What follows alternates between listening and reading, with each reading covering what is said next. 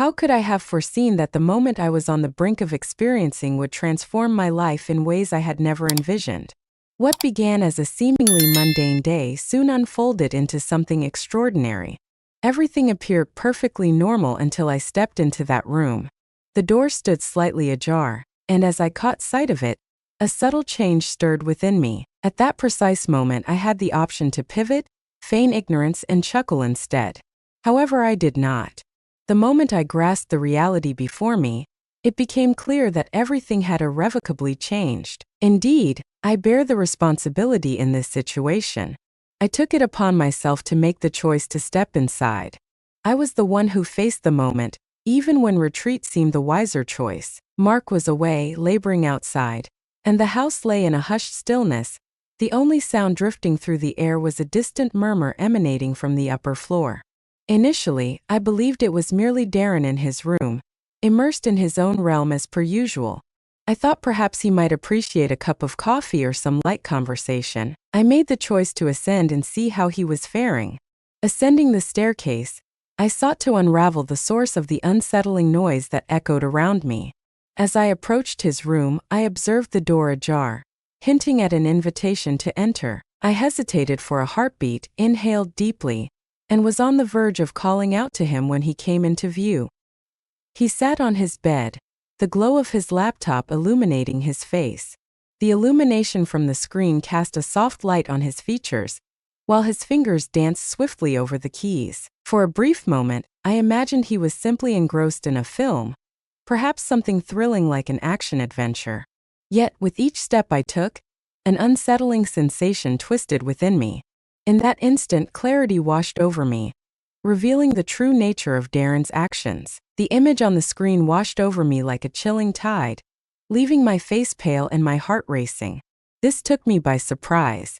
This was not something I had wished to witness. Darren quickly rushed to regain his composure, swiftly turning down the volume on his laptop, yet the moment had already passed. The harm was already inflicted. As soon as our gazes locked, his complexion flushed deep red, revealing his embarrassment. "I am sorry," he stammered, his gaze darting elsewhere. I remained motionless, my thoughts swirling in chaos. At first, I found myself at a loss, unsure of the message I was attempting to convey. A peculiar warmth enveloped me, and while embarrassment flickered within, there lingered a profound sensation, an ineffable depth that eluded my attempts at articulation. I hurried out of the room, my heart pounding fiercely within me. I brought my hands to my face, attempting to calm my breath. What was unfolding within me? What had I just accomplished? Why had I been so careless? The question lingered in my mind, refusing to fade away. Am I the sole one at fault in this situation? "Cease this, Evelyn," I admonished myself firmly. Yet the turmoil within me was not solely ignited by what I had witnessed. Darren had reached the age of 23, leaving behind the innocence of youth. However, I found myself at the age of 47. I was a woman well acquainted with shame, yet I found myself in an unprecedented situation. I was intimately familiar with the weight of shame, yet nothing could have equipped me for this moment. I remained motionless in the hallway, my heart racing with intensity. I swept my fingers through my hair, attempting to compose myself. As Darren stepped into the doorway, he fidgeted with his shirt collar, cleared his throat and averted his gaze. "Evelyn, I must apologize," he started, his voice wavering yet earnest. I believed I had secured the door behind me. I swiftly turned my gaze, shaking my head in denial. "I must admit, the apology should come from me. I ought to have knocked before entering," I admitted, my voice quivering. I found myself at a loss for words. The silence that enveloped us lingered. Yet it was no ordinary stillness. We had resided in this house for years, yet never before had we experienced such a profound silence, such an intense tension. The atmosphere was thick with tension. Desperation consumed me as I yearned to shatter it. I quickly announced my intention to head downstairs and begin preparing dinner, pivoting toward the stairs with purpose. My voice quivered, yet I endeavored to maintain my poise. Darren remained silent, yet I sensed his eyes tracking my every move, as though he were assembling fragments of a puzzle within his thoughts. From that moment until the evening, silence enveloped us, and not a single word passed between us. There were no messages exchanged, no fleeting looks, no casual conversations. Not a single word lingered in the air between us. Yet, the quiet that lingered between us conveyed so much more than words ever could. It murmured that nothing would ever return to its former state. During dinner, we occupied the same table, yet neither of us dared to meet the other's gaze. The solitary sound echoed through the air, a delicate clinking of silverware against plates. We were acutely aware that a conversation was necessary, a means to alleviate the palpable tension between us. Yet, where shall we find our starting point? The night slipped away, followed by the dawn of a new day, and then another came to pass. All appeared to be as it should, yet beneath the surface something was amiss. The stillness intensified the unspoken strain that lingered in the air between us. On a quiet afternoon, Darren took a seat beside me. His eyes betrayed a flicker of uncertainty, yet it was evident that he yearned to mend what was broken. "Evelyn, regarding the other day, I feel quite embarrassed. I sincerely apologize. I never wished for circumstances to unfold in this manner. Please, I don't want this to ruin anything between us," he said, his voice trembling yet sincere. With a deep inhalation, I steadied myself.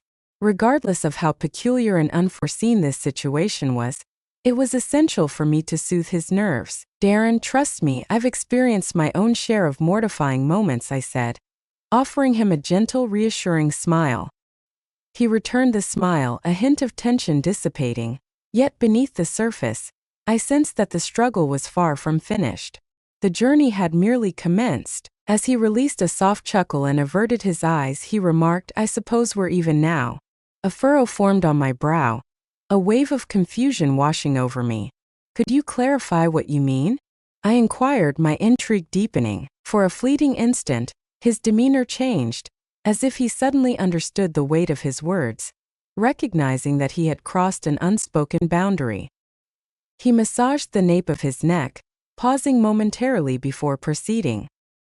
He muttered, his words barely audible, "I've seen you the same way, you just didn't know it." I stood still, caught in a moment of sheer disbelief.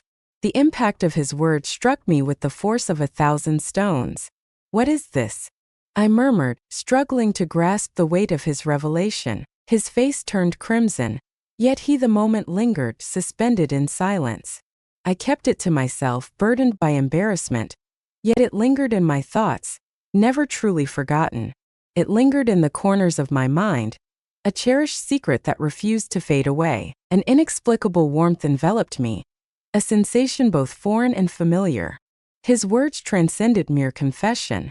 The final barriers that separated us were obliterated. Our eyes met, a silent exchange unfolding between us. In an instant, the world transformed completely. From that moment forward, the atmosphere surrounding us shifted profoundly. The invisible distance that once separated us had vanished, leaving no boundary to keep us apart. As we began to immerse ourselves in each other's company, the moments we shared, though seemingly trivial, only intensified the underlying tension between us. We found ourselves sitting together watching movies, an activity that had eluded us until now. A quiet tension lingered in the air between us, an unspoken connection that we both sensed yet never dared to articulate. At times, when Darren's arm grazed against mine or our hands inadvertently met, an odd feeling washed over me, something profound and disquieting. Yet I cast it aside, feigning indifference. On a restless night, slumber eluded me. My mind was in turmoil, fixating on a singular thought. Only a singular thought occupied my mind: Darren. I could not allow this to continue. If he harbored any feelings for me, it was imperative that I put an end to it. The conclusion was inevitable, a necessary pause before the situation escalated beyond control. With that thought lingering in my mind, I rose from my bed. My heart raced within my chest, yet my feet propelled me toward Darren's room. The door stood ajar, a faint glow spilling out from within. Upon entering, I found him there, peacefully slumbering. Yet it was not he who captured my gaze. It was not what I anticipated. It was something entirely different. I stood still, caught in a moment of sheer disbelief. My breath hitched in my throat. I ought to have pivoted on my heel right then, yet I chose not to.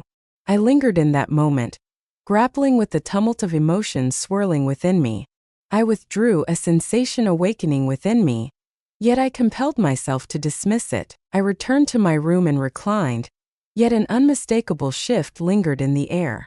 That night, I was blissfully unaware of the intricate twists and turns that awaited me. Regardless of my actions, the bond with Julian deepened with every day that went by. The boundaries that once defined us began to fade into obscurity. I was oblivious to the distance we had traveled, yet one truth stood clear.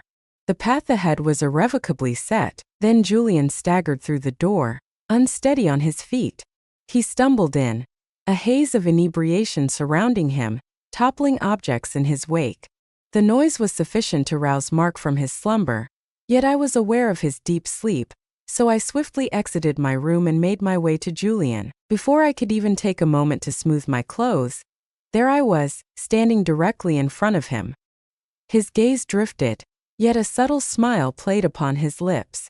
"Evelyn, do you truly exist?" He slurred, his words tangled in the haze of intoxication. "There's an undeniable authenticity to it." I inhaled deeply and seized his arm. "Julian, let's go. It is not appropriate to ascend the stairs in this manner. Silence is essential." Yet his gaze remained fixed upon my visage. He smiled gently, his eyes lingering on me. "You're truly beautiful," he whispered softly. "Have you always been like this? Or is it merely my perception that has shifted?" For a brief moment I found myself paralyzed, but soon enough I gathered my composure. "Julian, I've had enough," I declared. "Step into the kitchen, and allow me to brew you a delightful cup of coffee." I guided him to that place, with the hope of clearing his mind a little. Yet Julian's intense gaze and the repeated phrases he uttered were slowly unraveling something deep within me as well. He lingered at the kitchen table as I busied myself with the coffee preparation. In an unexpected moment, the cup slipped from his grasp, cascading its contents across the counter. "Ah, Julian, you must exercise more caution," I murmured, hurrying to tidy the mess. Yet Julian's smile widened, tinged with a hint of inebriation this time. "Have you always been this sweet?" he inquired. I swiftly completed the task of tidying up. Our time there was drawing to a close. Mark lay peacefully asleep upstairs, and with Julian in such a fragile state, we dared not make another sound. "All right, we're heading upstairs, but keep it down," I cautioned, wrapping my arm around his and guiding him toward the stairs. Upon entering his room, Julian's movements became increasingly unsteady. He found himself at a crossroads, yearning for transformation, yet feeling too entrenched in his ways to initiate the shift alone. Initially, I considered retreating, yet upon witnessing his struggle to remove his shirt, I felt an instinctive urge to intervene and assist. As my fingers brushed against the buttons of his shirt, the air around us thickened with an undeniable tension. The atmosphere hung dense, laden with an unarticulated weight. I was acutely aware of my actions, yet there lingered a sense of uncertainty within me. Julian hesitated mid-change, his hands dropping to his sides, and our gazes met. My breath quickened. The silence enveloped the room, each moment stretching into eternity, rendering the air thick and difficult to inhale.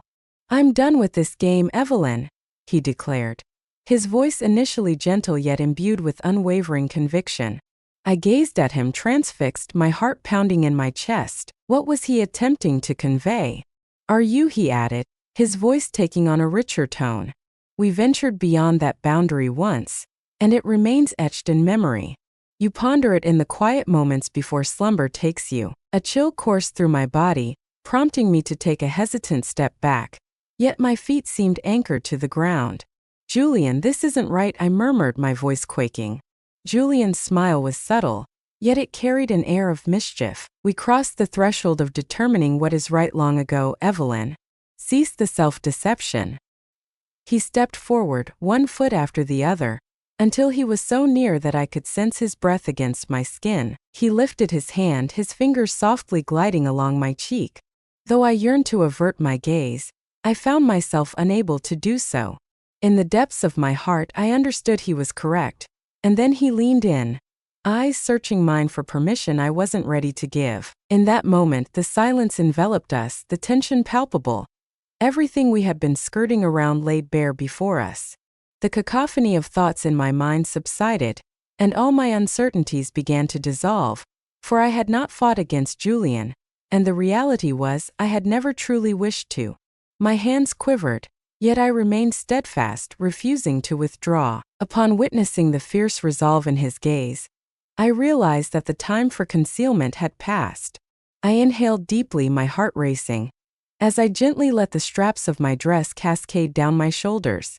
"You're right, Julian," I whispered, my voice scarcely breaking the silence. "It's time to put an end to this charade." I reclined on the bed, my heart racing, enveloped in silence. There was no longer a path to retreat. Julian leaned in closer, his gaze locking onto mine for a fleeting moment before a smile broke across his face. "There's no need to fear," he said, his voice enveloping her in warmth and comfort. "All is well." I turned my gaze, a chill coursing through my body, though I couldn't bring myself to acknowledge it. The duration of my waiting for this moment was unmistakable. Yet, the words escaped nonetheless. "Julian," fear tinged my voice as I whispered, my breath faltering. Julian smiled, seemingly unfazed by my fear, as though it brought him a sense of solace. Perhaps it was the influence of the alcohol, though I couldn't be certain. He leaned in, his breath warm against my ear, and murmured, "Mark can't wake up." I understood precisely what he was conveying. We were compelled to maintain silence. A tremendous force churned within me, and I fought to silence my body, desperate to remain undetected. Julian observed me, his gaze brimming with comprehension. He murmured a comforting phrase, and I let my eyelids flutter shut. I clenched my hands, trying to quiet the storm within with intensity, and my body quaked, convulsing. I pressed my hand against my lips, suppressing any noise that might escape.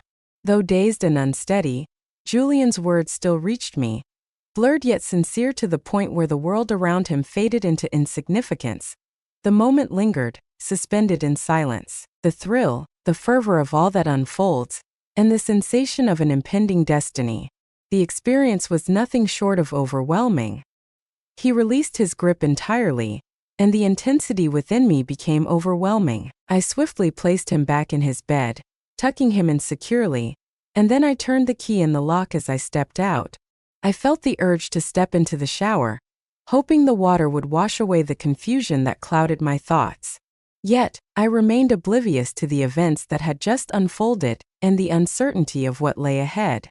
As I stood beneath the cascading water, a blend of anxiety and tranquility washed over me. As I emerged, a peculiar sense of clarity enveloped me.